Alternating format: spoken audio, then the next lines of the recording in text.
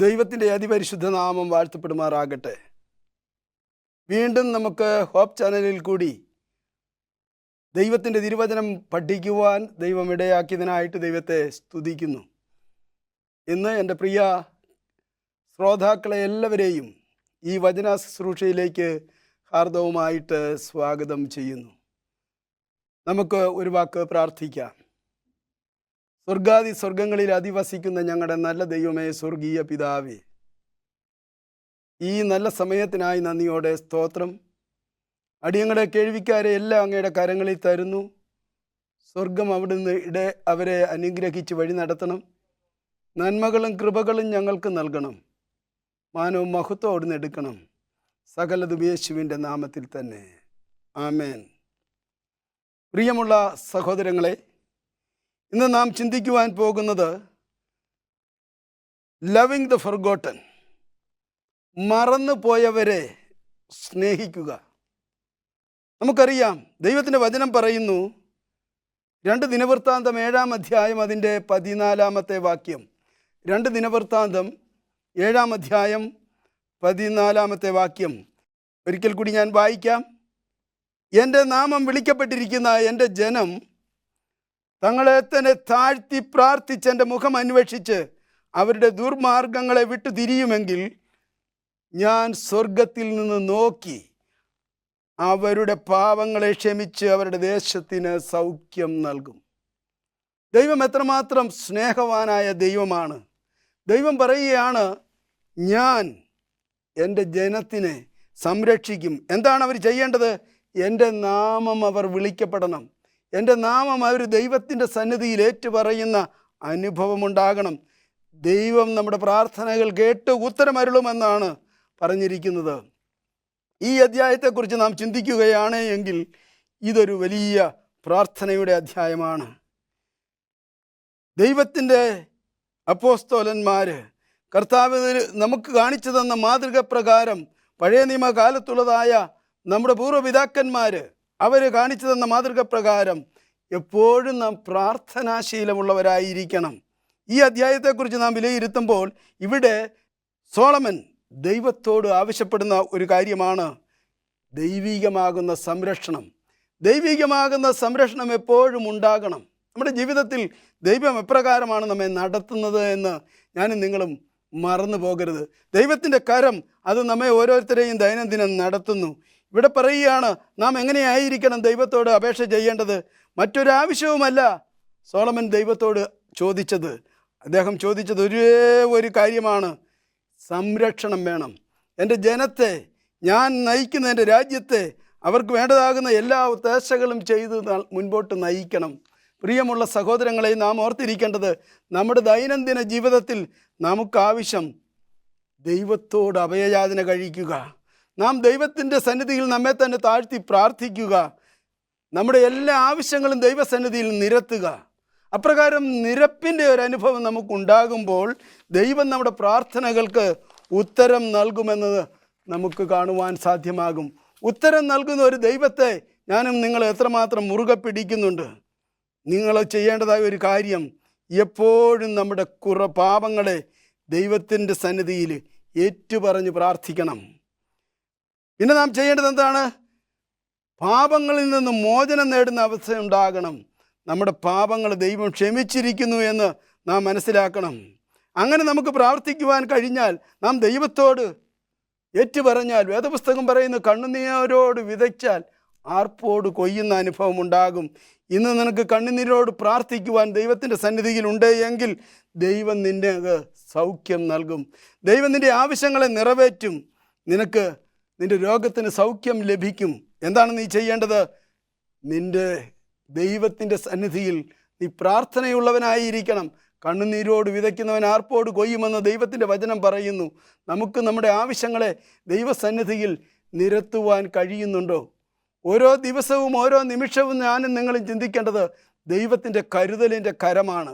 ദൈവം എത്രമാത്രം അതിശയകരമായിട്ടാണ് നമ്മെ ഓരോരുത്തരെയും ഓരോ ദിവസവും നടത്തുന്നത് എന്ന് ഞാനും നിങ്ങളും ചിന്തിക്കേണ്ടിയിരിക്കുന്നു. പ്രിയമുള്ള സഹോദര, പ്രാർത്ഥന എന്ന് പറയുന്നത് നമുക്ക് ദൈവികമാകുന്ന സംരക്ഷണമാണ്. പ്രാർത്ഥന എന്ന് പറയുന്നത് ദൈവം നമ്മുടെ ആവശ്യങ്ങളെ ദൈവത്തിനോട് നാം നിരത്തുന്നതാണ്. പ്രാർത്ഥന എന്ന് പറയുന്നത് കണ്ണുനീരിൻ്റെയും പ്രയാസത്തിൻ്റെയും ദുരിതത്തിൻ്റെയും മധ്യേ മാത്രമുള്ള ചെയ്യുവാനുള്ളതല്ല. നാം എല്ലാ ദിവസവും ഓരോ നിമിഷവും ദൈവത്തോട് യാചിക്കുന്ന ഒരു ദിനമാണ്. ആയതുകൊണ്ട് ഇവിടെ പ്രാർത്ഥിക്കുകയാണ്, സമാധാനവും സന്തോഷവും സ്നേഹവും അത് എപ്പോഴും എനിക്കും എൻ്റെ സമൂഹത്തിനും എൻ്റെ ജനത്തിനും നൽകണമെന്ന് ശലോമോൻ പ്രാർത്ഥിച്ചുവെങ്കിൽ ഞാനും നിങ്ങളും ഓരോ ദിവസവും പ്രാർത്ഥനയോടുകൂടി ദൈവകരങ്ങളിൽ നമ്മെ തന്നെ സമർപ്പിച്ചുകൊണ്ട് ഓരോരുത്തരും ഓരോ ദിവസവും സമർപ്പണമുള്ളവരായി നിലനിൽക്കേണ്ടതാണ്. നാം ദൈവസന്നിധിയിലായിരിക്കുമ്പോൾ ഓർത്തിരിക്കണം, ദൈവികമാകുന്ന കരുതൽ എത്രമാത്രം വലുതാണ്. ദൈവം എത്രമാത്രം ആഴത്തിലാണ് നമ്മെ സ്നേഹിക്കുന്നത്. ദൈവത്തിൻ്റെ ആഴമായ സ്നേഹം അത് രുചിച്ചറിയുന്ന അനുഭവം ഉണ്ടാകണം. അങ്ങനെ ആയിത്തീരുമ്പോൾ ഞാനും നിങ്ങളും ദൈവത്തിലേക്ക് കൂടുതൽ അടുക്കുവാനിടയായിത്തീരും. പല സമയങ്ങളിലും നമുക്ക് ദൈവത്തിൻ്റെ ആഴമായ സ്നേഹം എന്തെന്ന് വിലയിരുത്തുവാൻ കഴിയുന്നില്ല. കാരണം എന്താണെന്ന് ചോദിച്ചാൽ, നാം ലൗകികമാകുന്ന സുഖങ്ങളിൽ മുഴുകി ജീവിപ്പാൻ പലപ്പോഴും അറിഞ്ഞോ അറിയാതെയോ വീണു പോകുന്നതായ അവസ്ഥയുണ്ട്. പലപ്പോഴും നമ്മളെ ദൈവികമാകുന്ന സ്നേഹത്തിൽ നിന്ന് അത് അകറ്റുവാനിടയായിത്തീരും. കാരണം എന്താണെന്നറിയാമോ? നമ്മുടെ ചിന്താഗതികൾ, നമ്മുടെ മനോഭാവങ്ങൾ, നമ്മുടെ അഹങ്കാരം, നമ്മുടെ അഹന്ത, നമ്മുടെ സ്വാർത്ഥത, നമ്മുടെ സ്വയം എന്നുള്ളതായ ചിന്താഗതികൾ, ഇതൊക്കെയും നമ്മെ ദൈവിക സ്നേഹത്തിൽ നിന്ന് പലപ്പോഴും അകറ്റുന്നതായി കാണുവാൻ സാധ്യമാകും. നാം ആരാകുന്നു എന്ന് പലപ്പോഴും നാം സ്വയമേവ വിലയിരുത്തുന്ന അനുഭവമുണ്ട്. എന്നാൽ ഇന്നിപ്പോൾ നിങ്ങൾ ഓരോരുത്തരും ചിന്തിക്കേണ്ടതായ ഒരു കാര്യമുണ്ട്. നമ്മെ ദൈവം എന്തിനു വേണ്ടിയാണ് ഈ ഭൂമുഖത്താക്കിയിരിക്കുന്നത്? ദൈവം എന്ത് ഉദ്ദേശത്തോടു കൂടിയാണ് നിങ്ങളെ ഓരോരുത്തരെയും ഈ ഭൂമുഖത്താക്കിയിരിക്കുന്നത്? ദൈവത്തിൻ്റെ വലിയ കരുതൽ, ദൈവത്തിൻ്റെ വലിയ സംരക്ഷണം, ദൈവത്തിൻ്റെ ആ നടത്തിപ്പ്, കർത്താവിൻ്റെ ആഴമായ സ്നേഹമാണ് എന്നെയും നിങ്ങളെയും ദൈവസന്നിധിയിൽ നിലനിർത്തുന്നത് എന്ന് ഞാനും നിങ്ങളും ചിന്തിക്കേണ്ടിയിരിക്കുന്നു. ആ ഒരു ചിന്താഗതി നിങ്ങളുടെ ജീവിതത്തിൽ ഉണ്ടാകണമെങ്കിൽ നാം ചെയ്യേണ്ടതായ പ്രവർത്തനം, ഒന്ന്, നമ്മളൊരു ജീവിതത്തിലൊരു പരിവർത്തനം ഉണ്ടാകണം. ഒരു പുനർനിർമ്മാണം നമ്മുടെ ജീവിതത്തിൽ ഉണ്ടാകണം. ഒരു പുനരൂപീകരണം നമ്മുടെ ജീവിതത്തിൽ ഉണ്ടാകണം. നമുക്കൊരു നവീകരണം പ്രാപിച്ചതായ, മാനസാന്തരപ്പെട്ടതായ, വ്യതിയാനം വരുത്തിയതായ ഒരു വ്യക്തി ജീവിതമായി മാറേണ്ടിയിരിക്കുന്നു.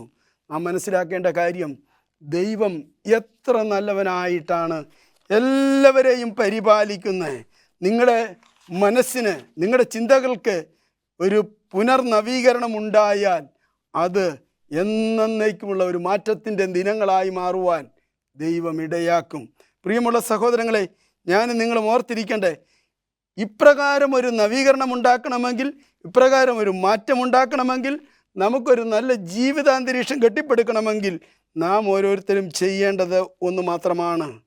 We have to humble ourselves in the hands of God. നാം നമ്മെ തന്നെ ദൈവകരങ്ങളിൽ താഴ്ത്തി സമർപ്പിക്കേണ്ടതാണ്. Without him we cannot do nothing. അവനില്ലാതെ, ദൈവമില്ലാതെ നമുക്കൊന്നും ചെയ്യുവാൻ സാധ്യമല്ല. എന്നാൽ പലപ്പോഴും നാം നമ്മുടെ സ്വന്തം ശക്തിയിലാണ് ആശ്രയിക്കുന്നത് എന്ന് നമുക്ക് കാണുവാൻ സാധ്യമാകും. അതുകൊണ്ട് നമ്മൾ ദൈവമക്കളാണ്. നാം ദൈവത്തിൻ്റെ മക്കളായിട്ടിരിക്കുമ്പോൾ, അല്ലെങ്കിൽ ക്രിസ്തുവിൻ്റെ പാത പിന്തുടരുന്നവരായിരിക്കുമ്പോൾ ഓർത്തിരിക്കേണ്ടത് നാം എങ്ങനെയുള്ളവരായിരിക്കണം? ഗോഡ്സ് ചിൽഡ്രൻ മസ്റ്റ് ബി പ്രേ. അവരെപ്പോഴും പ്രാർത്ഥിക്കുന്നവരായിരിക്കണം. ദൈവമക്കൾ പ്രാർത്ഥനാശീലമുള്ളവരായിരിക്കണം. പ്രാർത്ഥിക്കുന്ന വ്യക്തിക്ക് മാത്രമേ ആത്മീകമായ അനുഗ്രഹമുള്ളവരായി ജീവിപ്പാൻ സാധ്യമാകുകയുള്ളൂ. പ്രാർത്ഥിക്കുന്ന വ്യക്തിക്ക് മാത്രമേ ഹൃദയങ്ങളെ ദൈവസന്നിധിയിൽ തുറക്കുവാൻ സാധ്യമാകുകയുള്ളൂ. പ്രാർത്ഥിക്കുന്ന വ്യക്തിക്ക് മാത്രമേ ദൈവം ആരേ എന്ന് തിരിച്ചറിയുവാൻ കഴിയുകയുള്ളൂ. കാരണം പ്രാർത്ഥന എന്ന് പറയുന്നത് ദൈവവും മനുഷ്യനും തമ്മിലുള്ളതായ ബന്ധമാണ്. ദൈവത്തിൻ്റെ ആ സ്നേഹം എന്തേന്ന് മനസ്സിലാക്കുവാൻ ഞാനും നിങ്ങളും ദൈവത്തോട് ഓരോ ദിവസവും പ്രാർത്ഥിക്കണം. അതുകൊണ്ടാണ് വേദപുസ്തകം പറയുന്നത്, നാം ദൈവത്തെ ദിനംപ്രതി ധ്യാനിക്കുന്നവരായിരിക്കണം, ദിനംപ്രതി ദൈവവചനം പഠിക്കുന്നവരായിരിക്കണം, ദിനംപ്രതി ദൈവവുമായി ചേർന്ന് നിൽക്കുന്നവരായിരിക്കണം. നമ്മുടെ വ്യക്തി ജീവിതത്തിൽ പ്രതിസന്ധികൾ ഉണ്ടാകുമ്പോൾ, സഭാതലങ്ങളിൽ പ്രതിസന്ധികൾ ഉണ്ടാകുമ്പോൾ, കുടുംബജീവിതത്തിൽ പ്രതിസന്ധികൾ ഉണ്ടാകുമ്പോൾ നാം എന്താണ് ചെയ്യേണ്ടത്? നാം ദൈവത്തോട് പ്രാർത്ഥിക്കേണ്ടതാണ്. നമ്മുടെ സമൂഹത്തിന് വേണ്ടി പ്രാർത്ഥിക്കുന്നവരായിരിക്കണം. നമ്മുടെ കുഞ്ഞുങ്ങൾക്ക് വേണ്ടി പ്രാർത്ഥിക്കുന്നവരായിരിക്കണം. നാം നമ്മുടെ ആവശ്യങ്ങളെ ദൈവസന്നിധിയിൽ സമർപ്പിക്കുന്നവരായിരിക്കണം. അതുപോലെ തന്നെ ഓരോ പ്രാർത്ഥനകളും അത് ഒരു ക്ഷമാപണമായിട്ട് കുറവുകളെ ഏറ്റുപറയുന്നവരായിരിക്കണം. മാപ്പ് പറയുന്ന ഒരനുഭവമായിരിക്കണം. അങ്ങനെ ആയിത്തീരുമ്പോൾ നമുക്ക് ദൈവത്തോട് ചേർന്ന് നിൽക്കുവാൻ വലിയ ഒരു മനസ്സിൻ്റെ ഉടമയായി മാറുവാൻ സാധ്യമാകും. ദൈവകരം ആണ് നമ്മെ നടത്തുന്നത്, ദൈവകരമാണ് നമ്മെ നയിക്കുന്നത്, ദൈവത്തിൻ്റെ ഹിതമാണ് നാം പ്രവർത്തിക്കുന്നത് എന്നുള്ള ഒരു ചിന്ത ഓരോ ദിവസവും എന്നെയും നിങ്ങളെയും മതിക്കുന്ന അനുഭവം ഉണ്ടാകും. എനിക്കും നിങ്ങൾക്കും ദൈവം എത്രമാത്രം കരുതലിൻ്റെ ദൈവമാണ് എന്ന് മനസ്സിലാക്കുവാൻ ഇടയായി തീരും. ഒന്ന് മാത്രം നാം ചെയ്യണം: കർത്താവിൻ്റെ സന്നിധിയിൽ, ദൈവത്തിൻ്റെ സന്നിധിയിൽ നമ്മെ തന്നെ താഴ്ത്തി സമർപ്പിക്കണം. 2 ദിനവൃത്താന്തം 7:15-16 വാക്യങ്ങൾ പറയുമ്പോൾ, ഈ സ്ഥലത്ത് നാം കഴിക്കുന്നതായ ഓരോ പ്രാർത്ഥനകൾക്കും ദൈവം തൻ്റെ കണ്ണ് തുറന്നിരിക്കുമെന്നാണ്. ദൈവത്തിൻ്റെ കണ്ണ് നമ്മുടെ പ്രാർത്ഥനകളുടെ മുൻപിൽ തുറന്നിരിക്കുകയും തൻ്റെ ചെവി തുറന്നിരിക്കുകയും ചെയ്യും. അപ്പോൾ നമ്മുടെ ഓരോ പ്രാർത്ഥനകളും ദൈവത്തിന് സ്വീകാര്യമായ പ്രാർത്ഥനയാണ്. നാം ഒരു ആലയത്തിൽ കടന്നു പോകുമ്പോൾ നാം ദൈവത്തെ വിളിക്കുന്നത് എങ്ങനെയാണ്? ദൈവത്തിൻ്റെ വചനം പറയുകയാണ്, എൻ്റെ നാമം ഈ ആലയത്തിൽ എന്നേക്കും ഇരിക്കേണ്ടതിന് ഞാൻ ഈ ആലയത്തെ തിരഞ്ഞെടുത്തിരിക്കുന്നു. ദൈവത്തിൻ്റെ ആലയം എന്ന് പറയുന്നത് ദൈവം വസിക്കുന്ന ഒരു ഇടമായിട്ട് കാണണം. ദൈവത്തിൻ്റെ ആലയം നാം നമ്മുടെ കുറവുകളെയും നമ്മുടെ വീഴ്ചകളെയും നമ്മുടെ ആവശ്യങ്ങളെയൊക്കെ നിരത്തുവാനുള്ള ഒരു ഇടമാണ്. ദൈവത്തിൻ്റെ സാന്നിധ്യം മനസ്സിലാക്കുന്ന ഇടമാണ് നമ്മുടെ ആലയങ്ങൾ. അപ്പോൾ എല്ലാ സമയങ്ങളിലും നാം ദൈവാലയത്തിൽ കടന്നു പോകും. എല്ലാ സമയങ്ങളിലും നാം ദൈവത്തോട് അഭയയാചന കഴിക്കും. എല്ലാ സമയങ്ങളിലും നാം പ്രാർത്ഥന കഴിക്കും. പക്ഷേ പലപ്പോഴും അവിടെ അനുഗ്രഹങ്ങൾ ലഭിക്കുവാനും നാം അനുഗ്രഹപൂർണരായി ജീവിക്കുന്നു എന്ന് പറയുവാനും നമുക്ക് സാധ്യമാകുന്നില്ല. കാരണം എന്താണെന്ന് ചോദിച്ചാൽ, നാം പലപ്പോഴും ദൈവസന്നിധിയിൽ പൂർണ്ണമായിട്ടും സമർപ്പണമുള്ളവരല്ല. നാം ദൈവത്തോട് കൂടുതൽ അടുത്ത് നിൽക്കുന്നവരല്ല. നമുക്ക് ദൈവിക അനുഗ്രഹം എന്തേ എന്ന് മനസ്സിലാക്കുവാൻ കഴിയുന്നില്ല. നാം ദൈവത്തിൻ്റെ കരങ്ങളിലാണ് നമ്മെ തന്നെ സമർപ്പിച്ചിരിക്കുന്നത് എന്ന് പലപ്പോഴും ഓർക്കാതെയുള്ളതായ പ്രവർത്തനങ്ങളാണ്. അതുകൊണ്ട് നാം ഓർത്തിരിക്കേണ്ടത്, നാം ദൈവത്തോട് എന്നും നന്ദി പറയുന്നവരായിരിക്കണം. ദൈവത്തിൻ്റെ കരമാണ് എന്നെ നടത്തുന്നത് എന്ന് ഓർക്കണം. നാം കുടുംബമായിട്ട് വ്യക്തികളായിട്ട് എപ്പോഴും സമർപ്പണമുള്ളവരായിരിക്കണം. കാരണം എന്താണെന്നറിയാമോ? ദൈവത്തിൻ്റെ സ്നേഹത്തിലാണ് നമ്മെ എല്ലാവരെയും സംരക്ഷിക്കപ്പെടുന്നത്. ദൈവത്തിൻ്റെ കരുതലിലാണ് നാം എല്ലാവരും എന്ന് ഓർത്തിരിക്കണം. അങ്ങനെയാകുമ്പോൾ തന്നെ നാം എന്താണ് ചെയ്യേണ്ടത്? ഓരോ ദിവസവും ദൈവസന്നിധിയിലേക്ക് കടന്നു പോകുമ്പോൾ നാം എങ്ങനെയാണ് ദൈവം എന്നെ എത്രമാത്രം സ്നേഹത്തോടെ പരിപാലിക്കുന്നു എന്നുള്ള ബോധം നിങ്ങൾക്കുണ്ടാകണം. ദൈവത്തിൻ്റെ പരിപാലനം നിങ്ങൾക്കുണ്ട് എന്ന് മനസ്സിലാക്കാതെ നിങ്ങൾ ജീവിച്ചാൽ നിങ്ങൾ പലപ്പോഴും ദൈവത്തോട് നന്ദിയില്ലാത്തവരായി നിലനിൽക്കുവാൻ ഇടയായി തീരും. അതുകൊണ്ട് പ്രിയമുള്ളവരെ, നിങ്ങളുടെ കുടുംബം, നിങ്ങളുടെ കുഞ്ഞുങ്ങൾ, നിങ്ങളുടെ മറ്റ് ആവശ്യങ്ങൾ ഇതൊക്കെയും ദൈവത്തിനെ അറിയാം. പക്ഷേ ഈ ആവശ്യങ്ങളെ നിറവേറ്റപ്പെടുന്നത് അത് ദൈവമാണ്. ആ ദൈവമാണ് എനിക്കെല്ലാം നൽകുന്നത് എന്നുള്ളതായ ഒരു ചിന്താഗതി നമ്മുടെ ജീവിതത്തിൽ നിലനിർത്തിക്കൊണ്ട് പോകണം. ദൈവത്തെ നമ്മൾ മുൻനിർത്തിക്കൊണ്ട് പോകുമ്പോൾ മാത്രമേ നമ്മുടെ ആവശ്യങ്ങൾ നിറവേറ്റപ്പെടുവാൻ സാധ്യമാകുകയുള്ളൂ. അതുകൊണ്ട് എന്താണ്? നമുക്ക് മനസ്സൊരുക്കമുണ്ടാകണം, നമുക്ക് സമർപ്പണമുണ്ടാകണം, നമുക്കൊരു ലക്ഷ്യമുണ്ടാകണം. ആ ലക്ഷ്യത്തിൽ എത്തിച്ചേരുവാൻ വേണ്ടിയാണ് ഞാനും നിങ്ങളും പ്രവർത്തിക്കുന്നതെന്നുള്ളൊരു ബോധം നമുക്കുണ്ടാകണം. പലപ്പോഴും നമുക്ക് ആ ബോധം നമുക്ക് അന്യം നിന്ന് പോവുകയാണ്. ദൈവത്താൽ വിളിക്കപ്പെട്ടവരും തിരഞ്ഞെടുക്കപ്പെട്ടവരുമായ ഞാനും നിങ്ങളും ദൈവത്തിൻ്റെ ഹിതത്തിനനുസരിച്ച് ജീവിക്കണം. വേദപുസ്തകം മറ്റൊരു ഭാഗം പറയുകയാണ്, എന്നെ വിളിച്ചപേക്ഷിക്കുക, ഞാൻ നിങ്ങൾക്ക് എന്ത് ചെയ്യും? ഉത്തരം അരുളും. നമ്മുടെ ഉത്തരങ്ങൾ, നാം അപേക്ഷിക്കുന്നതായ ഓരോ അപേക്ഷകൾക്കും ഉത്തരം ദൈവം നൽകും. കാരണം എന്താണ്? ദൈവത്തിൻ്റെ ചെവിയും കണ്ണും നമ്മെ എല്ലായ്പ്പോഴും നോക്കിക്കൊണ്ടിരിക്കുന്നു, ദർശിച്ചു കൊണ്ടിരിക്കുന്നു എന്ന് കൃത്യമായിട്ടും ദൈവത്തിൻ്റെ വചനം പറയുന്നു.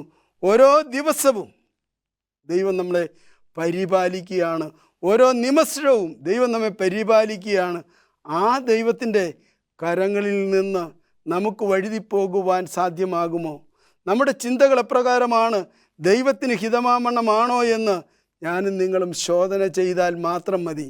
കാരുണ്യവാനാകുന്ന കരുതലിൻ്റെ ദൈവം നമുക്ക് എന്നും തുണയും കാവലുമായി കൂടെയുള്ളപ്പോൾ നമുക്ക് എന്ത് പ്രതിസന്ധിയാണ് ഉണ്ടാകുന്നത്? അതുകൊണ്ടാണ് സങ്കീർത്തനക്കാരൻ പറയുന്നത്, നീ കണ്ണുനീർ താഴ്വരയിൽ കൂടി നടന്നാലും ഒരനർത്ഥവും ഭയപ്പെടുകയില്ല, എൻ്റെ വടിയും കോലും നിന്നെ ആശ്വസിപ്പിക്കും. ദൈവത്തിൻ്റെ ആശ്വാസകരം എപ്പോഴും നമ്മളോട് കൂടെയുണ്ട് എന്ന് ഞാനും നിങ്ങളും മറന്നു പോകരുത്. പക്ഷേ പലപ്പോഴും നമ്മൾ എന്താണെന്ന് ദൈവകരങ്ങളിൽ നിന്ന് വഴുതിപ്പോകും. എന്താണ് കാരണം? നമുക്ക് പ്രത്യാശയില്ലാത്തത് കൊണ്ടാണ്. നമുക്കറിയാം, നാം ഇയ്യോബിൻ്റെ പുസ്തകത്തിലേക്ക് കടന്നു ചെല്ലുമ്പോൾ ഇയ്യോബ് പറയുകയാണ് 19-ാം അധ്യായത്തിൽ, ഞാൻ പ്രത്യാശയുള്ളവനായിട്ടാണ് ജീവിക്കുന്നത്. എൻ്റെ ജീവിതത്തിൽ പ്രതികൂലങ്ങളും പ്രയാസങ്ങളും കഷ്ടതയും ദുരിതവും എല്ലാം കടന്നു വന്നു. എന്നാൽ ഒന്ന് ഞാൻ മനസ്സിലാക്കുകയാണ്. എന്താണ് ഞാൻ മനസ്സിലാക്കുന്നത്? പറയുകയാണ്, എനിക്ക് വന്ന് ഭവിച്ചതെല്ലാം, 19-ാം അധ്യായം പറയുന്നു, എനിക്ക് വന്ന് ഭവിച്ചതെല്ലാ പ്രതികൂലങ്ങളും അത് ഞാൻ അറിയുന്നു. എൻ്റെ സ്വന്തം ഭാര്യ എന്നെ തള്ളിപ്പറഞ്ഞിരിക്കുന്നു. എൻ്റെ മക്കൾ എനിക്ക് വലിയൊരു ചോദ്യചിഹ്നമായിരിക്കുന്നു. കാരണം അവരെ നഷ്ടപ്പെട്ടു പോയൊരവസ്ഥയിലാണ്. അതുപോലെ ബന്ധുമിത്രാദികൾ, കൂട്ടു സഹപ്രവർത്തകർ എല്ലാവരും എന്നെ തള്ളിക്കളഞ്ഞിരിക്കുന്നു. എന്നാൽ ഞാൻ ഒന്ന് തന്നെ നിങ്ങളോട് പറയുവാൻ ആഗ്രഹിക്കുകയാണ്, എനിക്ക് ഈ വന്ന് ഭവിച്ചതൊക്കെയും അത് എൻ്റെ കുറ്റം കൊണ്ടല്ല, എൻ്റെ വീഴ്ച കൊണ്ടല്ല, അത് ദൈവത്തിൻ്റെ ഒരു പരീക്ഷണമാണ് എനിക്ക് സംഭവിച്ചിരിക്കുന്നത്. എന്നാൽ കൂട്ടുകാർ വരെയും പറഞ്ഞു, നീ അറിഞ്ഞോ അറിയാതെയോ ചെയ്തു പോയ തെറ്റ് അത് ദൈവസന്നിധിയിൽ ഏറ്റു പറയുക എന്ന് പറഞ്ഞു. എന്നാൽ ആ മനുഷ്യൻ്റെ പ്രത്യാശ എന്തായിരുന്നു? അവൻ പറഞ്ഞു, ഞാൻ എൻ്റെ ദൈവത്തെ കാണും. എങ്ങനെയാണ്? എൻ്റെ ഈ ത്വക്കും എൻ്റെ ഈ ശരീരമൊക്കെ ഇങ്ങനെ നഷ്ടപ്പെട്ടു പോയാലും ഞാൻ ഈ അവസ്ഥയിൽ നിന്നൊക്കെയും ഒരിക്കൽ മാറ്റം വരുന്നവനായിട്ട് എൻ്റെ സ്വന്തം കണ്ണുകൊണ്ട് തന്നെ ദേഹസഹിതനായിട്ട് എൻ്റെ ദൈവത്തെ കാണും. പ്രിയമുള്ള സഹോദര സഹോദരി, നിങ്ങൾ ഓർത്തിരിക്കേണ്ടത് അതുതന്നെയാണ്. നമ്മയൊക്കെയും ദൈവം വഴി നടത്തുന്ന ദൈവമാണ്. നമ്മുടെ എല്ലാ കാര്യങ്ങളിലും നമ്മളോട് കൂടെ ഇരിക്കുന്നതായ ദൈവമാണ്. ആ ദൈവം പറയുകയാണ്, ഞാൻ നിന്നെ വഴി നടത്തുന്ന ദൈവമാണ്, ഞാൻ നിന്നെ കരങ്ങളിൽ വഹിക്കുന്ന ദൈവമാണ്, ഞാൻ നിന്നോട് കൂടെ ഇരിക്കുന്ന ദൈവമാണ്. അതുകൊണ്ട് ആ ദൈവത്തെ നാം എത്രമാത്രം ശക്തിയോടുകൂടിയാണ് ആരാധിക്കുന്നത്, ആ ദൈവത്തെ എത്രമാത്രം ഭക്തിയോടുകൂടിയാണ് നാം ബഹുമാനിക്കുന്നത്, ആ ദൈവത്തിന് എന്ത് ആദരവാണ് നാം നൽകുന്നത്. നാം ഓരോ ദിവസവും ഓർത്തിരിക്കേണ്ടത്, ദൈവം നമ്മെ സ്നേഹിക്കുന്നവനാണ്. നാം നഷ്ടപ്പെട്ടു പോയവനാണെങ്കിലും നമ്മെ തേടി വരുന്നതായ ഒരു ദൈവമാണ്.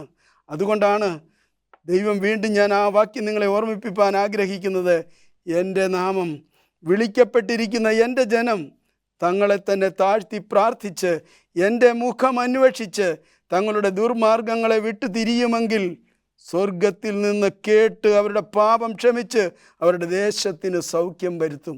പ്രിയമുള്ളവരെ, ഈ വാക്യം നിങ്ങളുടെ ജീവിതത്തിൽ എന്നും ഒരു സാക്ഷ്യമായിരിക്കണം. ഈ വാക്യം നിങ്ങളുടെ ജീവിതത്തിന് ഒരു മാതൃകയായിരിക്കണം. കാരണം എന്താണ്? ഇവിടെ പറഞ്ഞിരിക്കുന്നു, എൻ്റെ നാമം വിളിക്കപ്പെട്ടിരിക്കുന്ന എൻ്റെ ജനം തങ്ങളെ തന്നെ താഴ്ത്തണം. നിങ്ങൾക്ക് താഴ്മയുടെ അനുഭവമുണ്ടോ? നിങ്ങൾ ദൈവത്തിൻ്റെ മുഖം അന്വേഷിക്കുന്നവരാണോ? നിങ്ങളുടെ ജീവിതത്തിലെ കുറവുകൾ എന്തെങ്കിലും ഉണ്ടോ എന്ന് നിങ്ങൾ തിരിച്ചറിഞ്ഞിട്ടുണ്ടോ? പലപ്പോഴും കുറവുകളെ ചൂണ്ടിക്കാണിക്കപ്പെടുവാൻ ആരും തന്നെ ഇഷ്ടപ്പെടുന്നില്ല. നിങ്ങളുടെ കുറവുകളെ കാണിച്ചാൽ അത് നിങ്ങൾക്ക് മാറ്റം വരുത്തുവാൻ നിങ്ങൾക്ക് പലപ്പോഴും താല്പര്യമില്ല.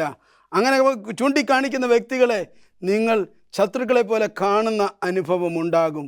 എന്നാൽ ഓർത്തു നോക്കുക, നിങ്ങളുടെ കുറവുകളെ നിങ്ങൾക്ക് തിരിച്ചറിയുവാൻ കഴിഞ്ഞാൽ, നിങ്ങളുടെ വീഴ്ചകളെ നിങ്ങൾക്ക് തിരിച്ചറിയുവാൻ കഴിഞ്ഞാൽ, എവിടെയാണ് നിങ്ങൾക്ക് മാറ്റം വരുത്തേണ്ടതെന്ന് തിരിച്ചറിഞ്ഞാൽ അതിന് വലിയ സമാധാനം നിങ്ങളുടെ ഭവനങ്ങളിൽ, നിങ്ങളുടെ വ്യക്തി ജീവിതങ്ങളിൽ, നിങ്ങളുടെ കുടുംബങ്ങളിൽ, നിങ്ങളുടെ പ്രിയപ്പെട്ടവരുടെ മധ്യേ ഒക്കെയും കൊണ്ടുവരുവാൻ സാധ്യമാകും.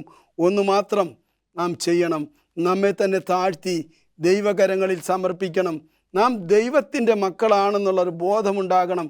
അപ്രകാരം ഒരു ബോധം നമുക്കുണ്ടാകുമ്പോൾ നാം ദൈവത്തോട് ചേർന്ന് നിൽക്കുന്ന അനുഭവത്തിലായി തീരുമ്പോൾ ഇയ്യോബിനെ പോലെ എനിക്കും നിങ്ങൾക്കും പ്രത്യാശിക്കുവാൻ കഴിയും. എൻ്റെ ഈ നാളുകളിൽ, എൻ്റെ ജീവിതചര്യകളിൽ എനിക്ക് അനേക കഷ്ടനഷ്ടങ്ങൾ വന്നിട്ടുണ്ട്. എൻ്റെ ജീവിതത്തിൽ പ്രതികൂലങ്ങൾ ഉണ്ടായിട്ടുണ്ട്. എൻ്റെ ജീവിതത്തിൽ ഞാൻ ചെയ്യുവാൻ പാടില്ലാത്ത അനേക കാര്യങ്ങൾ ചെയ്തിട്ടുണ്ട്. എൻ്റെ വ്യക്തി ജീവിതത്തിൽ ഞാൻ ദൈവത്തെ മറന്ന് ജീവിച്ചിട്ടുണ്ട്. എൻ്റെ കുടുംബത്തിൽ സമാധാനമില്ലാത്ത അനുഭവം ഉണ്ടായിട്ടുണ്ട്. എൻ്റെ കുടുംബത്തിൽ രോഗത്തിൻ്റെയും മറ്റ് പ്രതികൂലങ്ങളുടെയും അവസ്ഥയുണ്ടായിട്ടുണ്ട്. അതൊക്കെയും മാറുവാൻ ഒന്ന് ഞാൻ ചെയ്താൽ മതി. ഞാൻ ദൈവത്തെ വിളിച്ചപേക്ഷിക്കുന്ന ഒരു വ്യക്തിയായി തീർന്നുകൊണ്ട്, എൻ്റെ കാര്യങ്ങളെ ദൈവസന്നിധിയിൽ നിരത്തിക്കൊണ്ട്, കുറവുകളെ ഏറ്റുപറഞ്ഞുകൊണ്ട്, പുതുക്കത്തിൻ്റെ ആത്മാവ് പ്രാപിച്ചുകൊണ്ട്, ആത്മാവിലും സത്യത്തിലും ദൈവത്തെ ആരാധിച്ചുകൊണ്ട്, ദൈവ വഴി എപ്രകാരമെന്ന് തിരിച്ചറിഞ്ഞുകൊണ്ട് ദൈവത്തോട് ചേർന്ന് നിൽക്കുന്ന അനുഭവത്തിലായി തീരുവാൻ ദൈവമേ എന്നെ ശക്തീകരിക്കണമേ എന്നുള്ളൊരു പ്രാർത്ഥന നമുക്കുണ്ടായിരിക്കണം. അപ്രകാരമായിരിക്കുമ്പോൾ ദൈവത്തിൻ്റെ പരിശുദ്ധാത്മാവ് നിങ്ങളെ നടത്തും. പ്രിയ സഹോദരങ്ങളെ, ദൈവം എത്ര വലിയവനാണ്! ആ ദൈവത്തിൻ്റെ കരം എത്ര വലുതാണ്!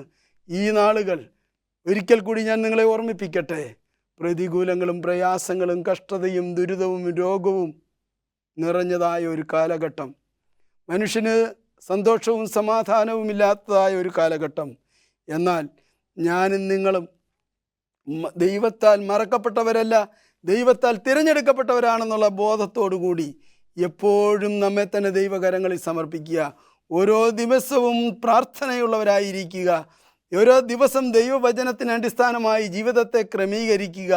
കുടുംബത്തിലും വ്യക്തിബന്ധത്തിലും ജീവിതത്തിൻ്റെ എല്ലാ മേഖലകളിലും യേശുക്രിസ്തുവിൻ്റെ സാക്ഷ്യമുള്ളവരായി, ദൈവത്തെ പൂർണ്ണമായും സ്നേഹിക്കുന്നവരായി തീരുമ്പോൾ എന്നെയും നിങ്ങളെയും ഓർക്കുന്ന, കരുതുന്ന, സംരക്ഷിക്കുന്ന ഒരു ദൈവകരമുണ്ട് എന്ന് മനസ്സിലാക്കി ജീവിപ്പാൻ സർവശക്തൻ ഇട നൽകട്ടെ എന്നുള്ള പ്രാർത്ഥനയോടുകൂടി ഞാൻ എൻ്റെ വാക്കുകൾക്ക് വിരാമമിടുന്നു. ദൈവം തുടർന്ന് നിങ്ങളെല്ലാവരെയും അനുഗ്രഹിക്കുമാറാകട്ടെ. ഞങ്ങളെ അതിവാത്സല്യമായി സ്നേഹിക്കുന്ന ഞങ്ങളുടെ വാഴ്ത്തപ്പെട്ട സ്വർഗീയ പിതാവേ, അടിയങ്ങളിതാ ഞങ്ങളുടെ കേൾവിക്കാരുമായി അങ്ങയുടെ തിരുസന്നിധിയിലേക്ക് വരുന്നു. കർത്താവിൻ്റെ ആണിപ്പഴുതുള്ള കരത്താൽ അവരെല്ലാവരെയും പരിപാലിക്കണമേ. ആശ്വാസദായകനായ ദൈവത്തിൻ്റെ കരം തുടർന്നും ഓരോ മക്കളോടും കൂടെ ഇരിക്കണം. അവരുടെ ദൈനംദിന ജീവിതത്തിൽ ദൈവത്തിൻ്റെ കരുതലും കാവലും നടത്തിപ്പും ഉണ്ടാകണം. നന്മകളും കൃപകളും നൽകി അനുഗ്രഹിക്കുകയും അങ്ങയുടെ വരവിനായി ഒരുക്കുകയും ചെയ്യണം. പ്രാർത്ഥന കേട്ടതിനായി സ്തോത്രം. സകലതും അടിയങ്ങൾക്ക് വേണ്ടി ജീവൻ വെടിഞ്ഞ യേശുവിൻ നാമത്തിൽ തന്നെ. ആമേൻ.